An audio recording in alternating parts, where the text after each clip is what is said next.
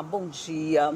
No programa de hoje nós vamos falar de algumas situações que incomodam as mulheres no dia a dia, mas nem sempre é interpretado como o que realmente é. O assédio sexual, o assédio, na verdade, a importunação sexual e várias outras situações que constrangem, mas às vezes a gente não sabe nem qualificar o que é. Mas tenha certeza que elas sempre são crime e podem ser depois buscar reparar esses direitos. E para conversar um pouquinho mais com a gente sobre isso, destrinchar mais um pouco o que é o quê, eu convidei a Ivane Rodrigues, que é professora de Direito, é criminalista e também é especialista em defesa das mulheres, que é essa partezinha bem aí que me interessa, doutora Ivane. Seja muito bem-vinda. Bom dia a todos que nos acompanham, é sempre um prazer contribuir. Pois é, eu falei de situações que constrangem as mulheres no dia a dia, mas que nem sempre a gente tem noção do que está acontecendo. Por exemplo, importunação sexual, assédio de forma geral. Qual é a diferença entre uma coisa e outra? Os crimes sexuais, Liane, eles envolvem muitas das vezes diferenças sutis que no dia a dia a gente não consegue definir. Exatamente. E aí a gente fica com aquela dúvida, é crime, não é? O que acontece? Quando a gente se refere à palavra assédio está diretamente relacionado às relações de trabalho pela hierarquia. Então, tanto o assédio moral quanto o assédio sexual são situações em que incidem nenhuma relação de hierarquia, uma relação de trabalho. O assédio moral é aquele constrangimento, a humilhação, o isolamento nas relações de trabalho, quando o superior hierárquico, às vezes isso advém até de um colega de trabalho, porque esse assédio ele pode precisa ser um superior, não precisa um colega ser, também pode ser estar praticando. A horizontal, é tanto o vertical, que é pelo um superior hierárquico, Entendi. ou o horizontal, que é por um colega de trabalho. Quando humilha, quando isola, quando coloca relações de trabalho, tarefas impossíveis de serem feitas de forma ali constante, não basta apenas um ato, precisa haver uma constância nessa prática de constrangimento, de humilhação, de perseguição, de constrangimento. Isso se refere ao assédio moral. E ele é passível, inclusive, de indenização lá na Justiça do Trabalho. Quem sofre o assédio moral, ele está aí passível de receber uma indenização por dano moral, por esse constrangimento que muitas das vezes causa até uma doença mental, né? Uma depressão, uma síndrome do pânico, uma ansiedade, causa dano à saúde física do trabalhador. Já o assédio sexual é aquele caracterizado por essas mesmas situações de constrangimento, de humilhação, de exposição, só que o que o superior ou o colega quer, na verdade, é uma vantagem sexual, que ele quer satisfazer a própria lascívia. Então, para conseguir isso, ele humilha, ele constrange, ele isola, que é para a pessoa, no caso, a mulher, como a gente está falando hoje, estamos aí na Semana da Mulher, parabéns a você, mulher que está nos assistindo, querendo obter essa vantagem sexual. A mulher pode ficar confusa sem conseguir identificar, porque por mais informações que a gente tenha, parece que quando a coisa acontece com a gente não sabe direito o que é. É tipo golpe, a gente alerta tanto sobre o golpe e a gente é capaz de cair no próprio golpe que a gente alertou, né? Porque quando acontece com a gente fica meio confuso. Será que isso é mesmo uma importunação sexual ou um assédio sexual? Ou assédio moral, no ambiente de trabalho. O assédio moral, ele tem uma linha muito tênue, você às vezes não sabe nem definir se aquilo será que ele está me isolando, me deixando de lado? Isso é um assédio? Ou será que eu estou imaginando coisas? Acontecem essas situações, doutora? Acontecem muitas vezes essas situações e o trabalhador em geral, ele precisa ficar atento, né, de conversar, de pedir ajuda, e aí a gente tem nos órgãos públicos e nos privados, nos públicos as ouvidorias, nos privados de procurar o RH, de procurar um psicólogo, de conversar com os colegas de trabalho de confiança em que possam ali verificar se não é uma situação isolada, porque muitas das vezes é uma prática da gestão, então não é uma situação isolada, então precisa se verificar se realmente isso é uma questão de assédio ou é uma prática ali institucional ou da gestão e sempre procurar ajuda. E se verificando essas situações de assédio, procurar juntar provas. Porque muitas das vezes o que dificulta uma punição dessas situações é a falta de provas. Então, sempre comunicar alguém, pedir para alguém observar, gravar, filmar, né? Sempre que conversar com essa pessoa, registrar de alguma forma, se é um superior hierárquico, sempre que eu me reportar a ele, fazer isso de forma formal, escrita, seja por e-mail, entendi. por mensagem, que aí você qualquer fica tipo, registrado. que aí você fica registrado, tanto o que você pede, quanto a resposta que você obtém. No ambiente de trabalho, esse assédio, ele tem um outro viés, vamos dizer. Você disse, você pode se reportar ao RH, pode fazer qualquer coisa, mas vem aquele medo, eu vou perder meu emprego. Se eu fizer essa denúncia, ou se eu reclamar com alguém, às vezes você fica até com medo de reclamar com um colega e o chefe saber que você está fazendo alguma coisa nesse sentido. Isso faz com que esse tipo de violência, porque isso é uma violência, sim. né? Aí vale para homens e para mulheres, né? Assédio moral vale para homens e para mulheres. Então, esse tipo de crime, ele pode crescer com base nesse medo que a gente tem, que o trabalhador tem, de perder o emprego. É comum perder o emprego por conta disso?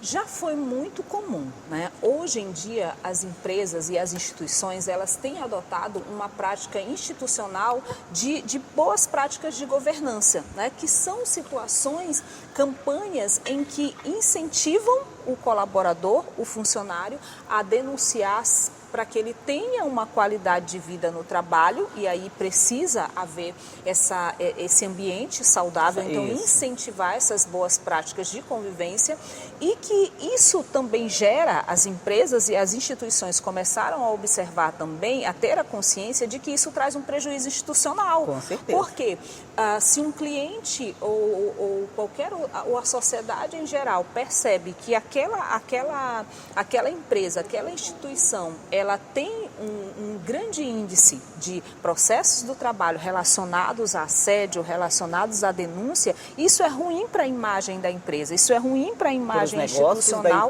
para os negócios e para a clientela em geral. E aquele que assedia o colega de trabalho, muito provavelmente ele também não tem uma boa conduta no tratamento do cliente. Então, isso, de uma forma geral, é um prejuízo para toda a sociedade. Tomara que as empresas já estejam percebendo isso e que a gente tenha resultados a partir daí. Sim. Mas nós vamos fazer só um intervalinho rápido aqui para a gente continuar conversando sobre esse assunto no segundo bloco. É um minutinho só e a gente volta já.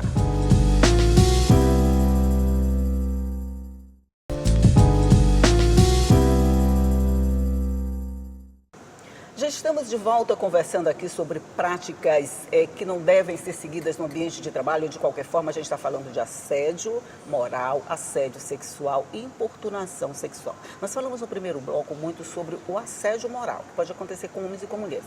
Agora a gente vai mais especificamente falar sobre a mulher. E eu estou conversando aqui com a doutora Ivane Rodrigues, que é advogada criminalista, mas também especialista em direito das mulheres, em defesa das mulheres.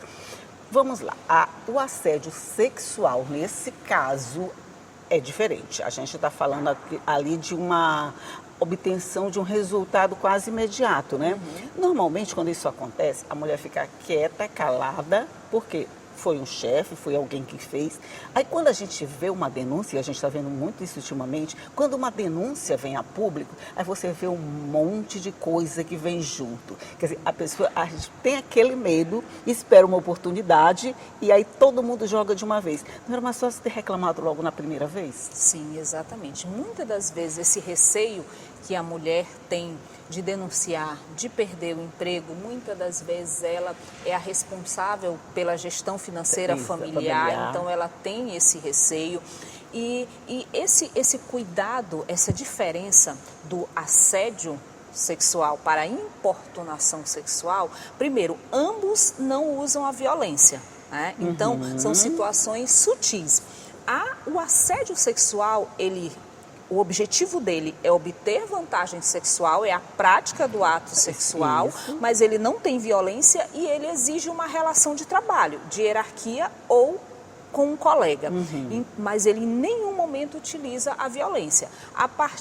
Lá, quando a gente fala de importunação sexual, não tem relação de trabalho, não tem nenhuma relação de hierarquia, é uma relação com qualquer outra pessoa, do convívio ou não, porque pode ser um estranho, mas também não tem a violência.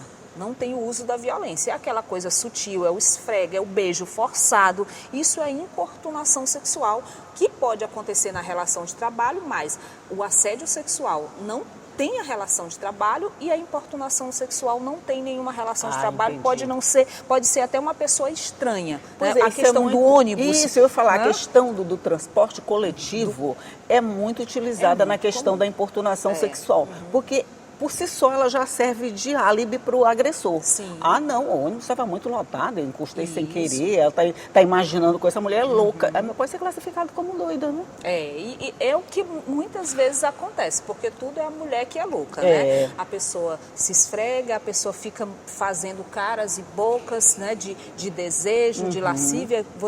Muitas das vezes, o relato das mulheres no ônibus, nesse esfrega, que o homem muitas das vezes alega que é o ônibus que está cheio, ele se aproveita, há inclusive a ereção, a mulher inclusive chega a perceber a ereção. Então isso precisa ser denunciado, a mulher precisa saber a diferença da importunação sexual para o assédio e também a diferença do assédio para o estupro, né?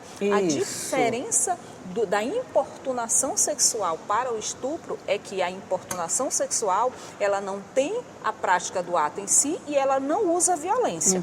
Enquanto que o estupro, necessariamente, ele tem a obtenção da violência para a prática da conjunção carnal, que é do ato sexual em si. São diferentes. Eu fico pensando, voltando à questão da importunação. Se isso acontece dentro de um ônibus, a mulher não faz nada na hora, não reclama, não expressa logo, não faz logo um barraco, vamos dizer assim.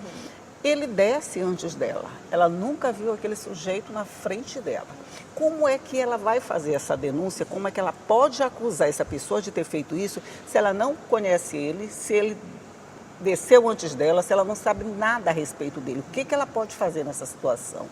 Primeiro, o primeiro mecanismo de combate à violência, principalmente nos órgãos e nos transportes públicos, é a capacitação desses funcionários e servidores para acolher e para tomar providência mediante uma situação dessa. A localização, a identificação dessas pessoas, muitas das vezes é possível pela câmera, pelo registro que quando o ônibus tem, né? Então, posteriormente, se tiver mecanismo de monitoramento, pode se identificar a pessoa.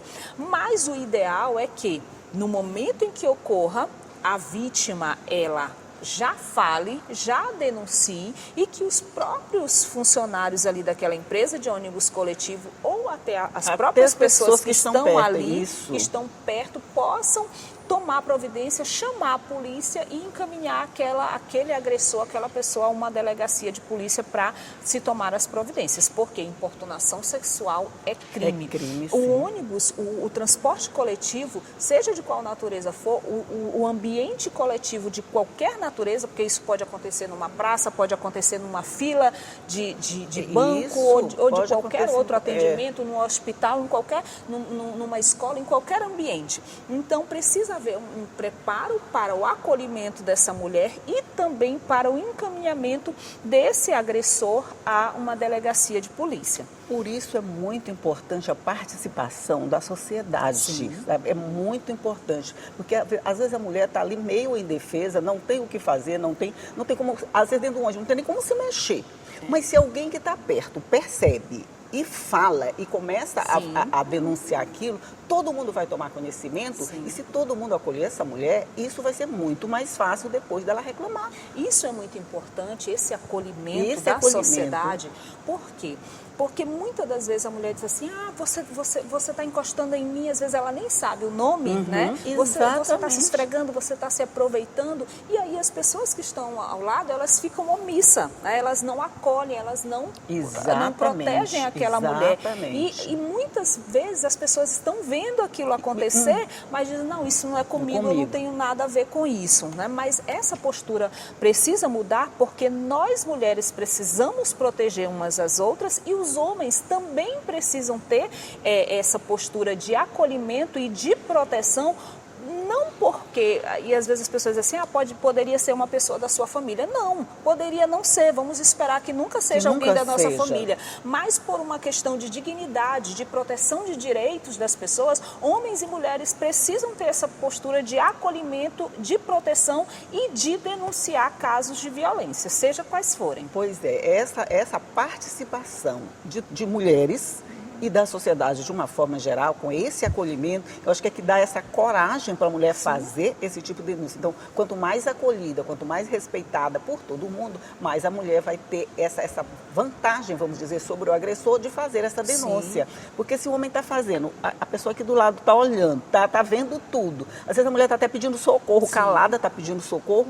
mas ninguém acolhe, ninguém faz nada. Ela se sente até intimidada. Sim. Intimidada e muitas pessoas também, Leane, elas acham que isso é frescura, elas acham que a mulher está inventando a situação, mas não é importunação sexual. Ninguém tem o direito de violar o corpo do outro. O corpo faz parte da intimidade e da privacidade de cada pessoa. Então você não tem o direito de encostar, não tem o direito de tocar, não tem o direito de ficar importunando, incomodando, perseguindo uma pessoa se ela não te deu consentimento, se ela não está consentindo, se ela não está compartilhando dessa mesma vontade.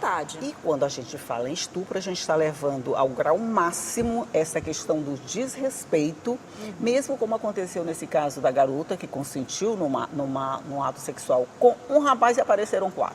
Sim. Quer dizer, nesse caso a situação é extrema, nesse caso não tem desculpa não, né? Não, assim, não há nenhuma possibilidade disso se justificar, até mesmo, e a gente vai colocar assim um exemplo bem simples, de uma mulher casada, né? A mulher é casada, mas ela não tem a obrigação de ter relação sexual com seu marido na hora que ele quiser, se ela não quiser. Então, até nessas situações de casamento, pode haver um estupro, de namoro, de relacionamento, pode haver um estupro se uma das partes não quiserem, né? Não estiver com vontade de fazer naquele momento. Então, se a pessoa disser, eu sempre digo, Leane, tudo que não é um sim, claro, é não. O talvez é não, o silêncio é não, o quem sabe é não. Então, se as pessoas tudo que não é, gostei disso, tudo que não é sim é não. É não. Tudo que não é um sim claro, expresso, é não. Se a pessoa não corresponde, é não. Se eu toco em você e você não corresponde, é não.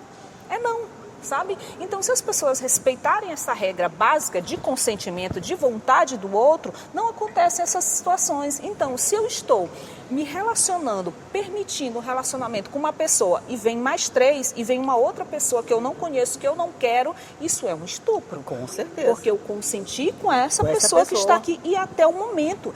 E isso é importante porque até mesmo nos casos em que eu estou me relacionando com uma pessoa e ela começa a fazer coisas que eu não quero e eu digo não, isso eu não quero, e se ela faz contra a minha vontade, a partir daquele momento em que eu digo não, o que acontece depois é estupro. Gente, sempre são tantas nuances, tantas coisas assim, basiquinhas, que antes a gente considerava natural. Por exemplo, a mulher casada, ela era obrigada a, vamos botar aqui entre aspas, servir ao marido. Sim. Era uma subserviência mesmo, né? Sim. Eu já vem servir ao marido. Fazia parte dos deveres da mulher. Olha, doutora, a gente passaria assim a manhã inteira conversando, a gente precisa conversar mais sobre isso, porque as pessoas precisam saber o que é assim, parece que ninguém sabe o que é sim, o que é não. Mas como você diz, gente, o que não for sim, é não, pronto. É bem simples. Bem simples. E uma coisa também que eu sempre coloco é que muitas mulheres, nessa situação de violência que a gente vive, muitas das vezes as mulheres, elas se deixam estuprar para não morrer. Né? Para não apanhar, por exemplo, para não sofrer uma violência, seja ela física, psicológica ou mesmo chegar ao feminicídio, que é a sua forma mais grave. Mas, independente de qualquer situação, a mulher ela precisa observar o contexto e, se for esse caso de extrema violência, ela precisa denunciar. Porque muitas das vezes ela está ali num relacionamento de namoro, de união estável, de casamento, em que ela apanha e ela está sendo violentada todo dia, está sendo estuprada todos os dias e ela não denuncia. Então, isso também precisa ter ser a observado. coragem de denunciar. E quem estiver por perto tem a responsabilidade de denunciar. A mulher precisa ter a coragem e a gente, quando não está envolvido, precisa ter a responsabilidade, a consciência da responsabilidade de participar desse processo, porque é só todo mundo participando que a gente vai chegar a um denominador comum que a gente quer, que é o fim da violência contra a mulher. Doutora Ivane Rodrigues, mais uma vez, muito obrigada por me ajudar a fazer o café, por trazer todos esses esclarecimentos de uma forma assim bem clarinha para todo mundo entender, viu? Tudo que não é assim é não. Simples assim. Eu gostei muito dessa frase. Muito obrigada. Bom dia para você. Bom dia para você que está aí do outro lado, que ficou sabendo um pouquinho mais sobre o que é importunação, sobre o que é o assédio, sobre como eles acontecem e como você pode denunciar.